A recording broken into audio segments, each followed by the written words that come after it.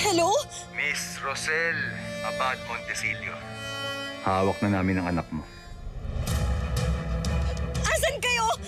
Asan si Bella? Asan yung anak ko? Saan nyo dinala yung anak ko? Parang awan nyo na wag nyo siyang sasaktan. Relax ka lang. Makikita mo rin ulit ang anak mo. Basta susunod ka sa mga rules ko. Unang-una, wag kang magsusumbong sa kahit na kanino, lalong-lalo na sa mga pulis at media.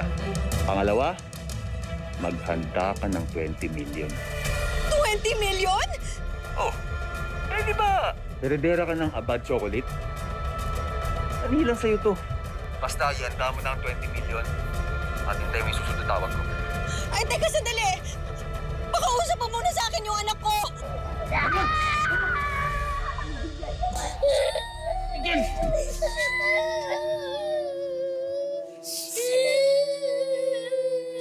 Hoy bata, hinihintay lang namin nanay mo. Pag nabigay na yung kailangan namin, pauwiin ka rin namin.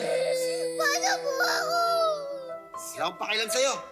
May hinihintay din po ba kayo sa tatay ko? Wala.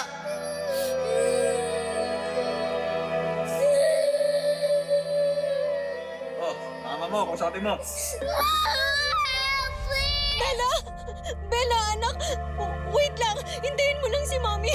Gagawa ako ng paraan, anak! I promise, susunduin kita! Hintayin mo lang si Mama, ha? Hintayin mo lang ako! Maricel, yung anak ko po kasama ba nila? Anak, nasan kayo? Nandito po kasi. Tagal mo ah! Hello? Hello? Hello? Hello?